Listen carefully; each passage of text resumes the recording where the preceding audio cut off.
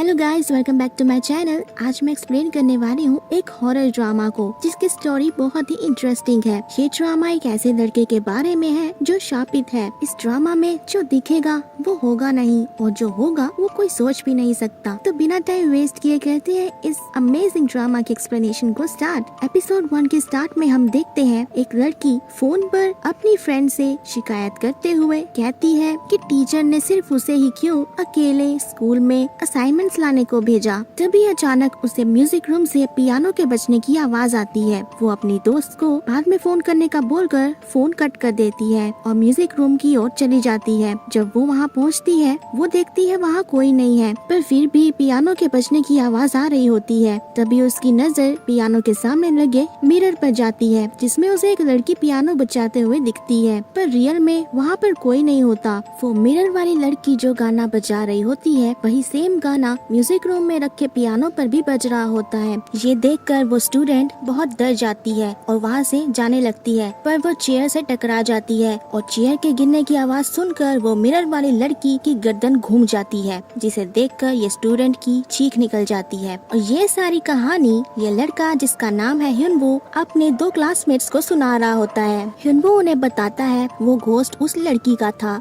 जो झूठे आरोपों के चलते मर गई थी। जब वो उन दोनों को उस घोस्ट का नाम बताने वाला होता है तभी उसकी एक क्लासमेट गाउन आकर उसे बीच में गुड मॉर्निंग बोल देती है। ह्युनवू गाउन पर उसकी स्टोरी बीच में डिस्टर्ब करने के लिए गुस्सा करता है। अब वो अपनी स्टोरी सुनाना कंटिन्यू करता है। वो अपने क्लासमेट्स को बताता है कि उस घोस्ट का नाम था मिन जी किम और उसका नाम जोर से बोलना मना है। उसके फ्रेंड्स पूछते हैं कि ऐसा क्यों। ह्युनवू बताता है जो भी उसका नाम लेता है वो उसकी पीठ पर लटक जाती है और अपना सर उल्टा कर देती है। फिर वहाँ पर ह्युनवू की एक और क्लासमेट की एंट्री होती है जो इन लड़कों को चिल्लाकर डरा देती है। इस लड़की का नाम होता है गुहारी, जो इन लड़कों के डरने पर इनका मजाक उड़ाती है और ह्युनवू उस पर गुस्सा हो जाता है। अब हमें एक और स्टूडेंट पाक जो मिन दिखाया जाता है जो कि कॉरिडोर से क्लास के अंदर आ रहा होता है। वो क्लास के बाहर विंडो से गुहारी की बातें सुनता है जो अपने दोस्तों से कह रही होती है कि वैसे तो उसे भूतों में कोई विश्वास नहीं, अगर सच में कोई ऐसा भूत होता भी है तो वो चाहती है कि वो घोस्ट एक हैंडसम सा लड़का हो जो उसके प्यार में पड़ जाए। अब जूम इन डोर ओपन करके क्लास के अंदर एंटर करने वाला होता है, पर अचानक से वो घबरा जाता है क्योंकि उसके हाथ के ऊपर कोई अपना हाथ रख देता है और ये हाथ किसी और का नहीं बल्कि एक फीमेल घोस्ट का होता है। अब ये सीन यहाँ कट करके हमें क्लासरूम का सीन दिखाया जाता है जहाँ क्लास में टीचर सभी स्टूडेंट्स से कह रहे होते हैं कि नेक्स्ट मंडे को उनकी जो प्रेजेंटेशन होने वाली है क्या उसके लिए सबने अपने अपने ग्रुप्स बना लिए हैं और सब स्टूडेंट्स हाँ बोलते हैं।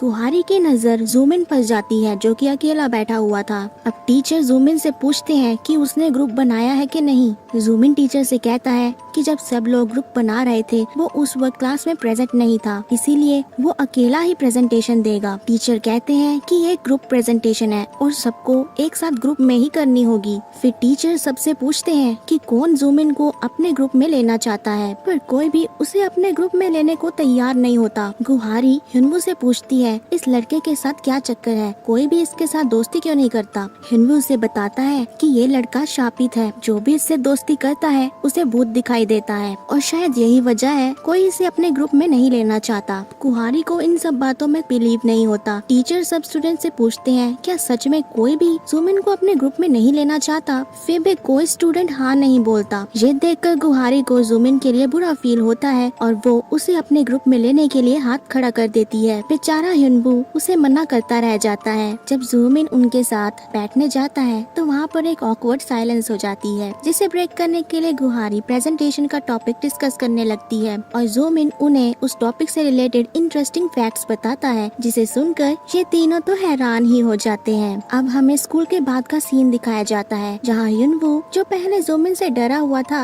अब वो उससे खुलकर बातें कर रहा होता है। वो दोनों गेम्स की बातें कर रहे होते हैं। ह्युनवू को जूमिन के साथ इतनी सारी बातें करता देख गुहारी गाउन से कहती है ये वही ह्युनवू है ना जो अभी थोड़ी देर पहले जुमिन से डरा हुआ था। और अब देखो गुहारी गाउन से कहती है कि आज कितनी गर्मी है और उसे बहुत प्यास भी लग रही है। अब वो चारों एक दूसरे को बाय बोलकर हॉस्टल के लिए निकलते हैं, पर जाने से पहले जुमिन गुहारी को जूस देता है क्योंकि उसने गुहारी को गाउन से बोलते सुन लिया था कि उसे बहुत प्यास लगी है। अब दोनों बॉयज अपने हॉस्टल के लिए निकल जाते हैं और गुहारी उस जूस के कैन को देखकर सरप्राइज हो जाती है क्योंकि वो कैन बहुत ही ज्यादा ठंडा होता है। रात में गुहारी हॉस्टल में अपने रूम में सेल्फीज ले रही होती है और वो गाउन से कहती है कि क्या वो इतना पढ़कर बोर नहीं होती। गुहारी गाउन से पूछती है कि क्या कोई इंसान अपने बैग में रेफ्रिजरेटर लेकर घूमता है। गाउन उसे पूछती है तुम क्या कहना चाहती हो। गुहारी बताती है जो जूस का कैन सुमिन ने उसे दिया होता है वो बहुत ज्यादा ठंडा होता है। गाउन कहती है कि शायद उसने थोड़ी देर पहले ही उसे खरीदा हो। गुहारी कहती है कि उसे बहुत भूख लगी है और उसने ऑनलाइन फूड ऑर्डर किया है और डिलीवरी बॉय आने ही वाला है। गाउन उससे कहती है कि इस वक्त ये वक्त तो सोने का होता है, पर गुहारी तो गुहारी है, उसे तो बहुत भूख लगी थी। वो अपने फूड की डिलीवरी लेने के लिए चली जाती है। जब वो हॉस्टल से बाहर आती है तो उसे वहाँ पर वार्डन मिलती है जो उसे रोककर पूछती है कि वो कहाँ जा रही है। गुहारी वार्डन से झूठ बोल देती है कि ट्रैश कैन भर गया है, वो उसे खाली करने जा रही है। वार्डन उसकी बात मानकर उसे जाने देती है। जब वो रास्ते से जा रही होती है तब उसे अपने आसपास किसी के होने का एहसास होता है। पहले वो सोचती है कि ये उसका वहम है, पर फिर उसे कुछ ज्यादा ही डर लगने लगता है। वो पीछे मुड़कर पूछती है कि वहाँ कौन है, पर वहाँ कोई भी नहीं होता। गुहारी जैसे ही मुड़ती है तो उसके सामने कोई खड़ा होता है जिसे देखकर वो डर जाती है। वहाँ पर हुडी पहने हुए एक स्ट्रेंजर होता है जो कि गुहारी की तरफ बढ़ रहा होता है। वो गुहारी से कहता है क्या तुमने मुझे पहचाना नहीं। गुहारी बहुत ज्यादा डरी हुई होती है और गुहारी अपने बचाव के लिए ट्रैश कैन उसकी तरफ फेंकती है, पर वो ट्रैश कैन किसी इनविजिबल चीज से टकरा कर नीचे गिर जाता है। वो लड़का गुहारी की तरफ पॉइंट आउट करता है जिससे कि हमें वो इनविजिबल चीज दिखाई देती है।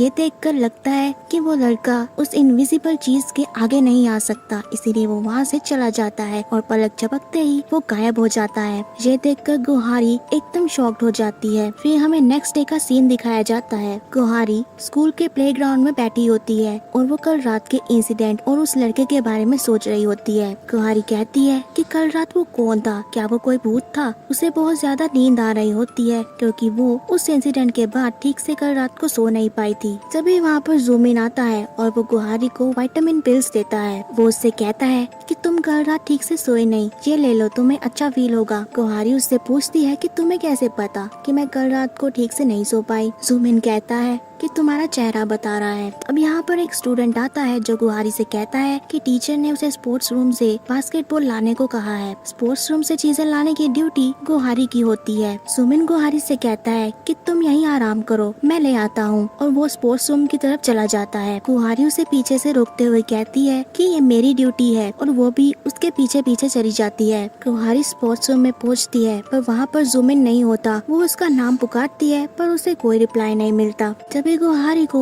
वहाँ पर कुछ अजीब सा महसूस होने लगता है और वो जल्दी से बास्केटबॉल लेकर वहाँ से चली जाती है। फिर हम जुमिन को वहीं स्टोर रूम में देखते हैं जहाँ पर उस घोस्ट ने जुमिन का मुंह बंद किया होता है और यहीं पर यह एपिसोड खत्म हो जाता है। अब क्या होगा जुमिन का, जानने के लिए देखिए अगले एपिसोड की एक्सप्लेनेशन।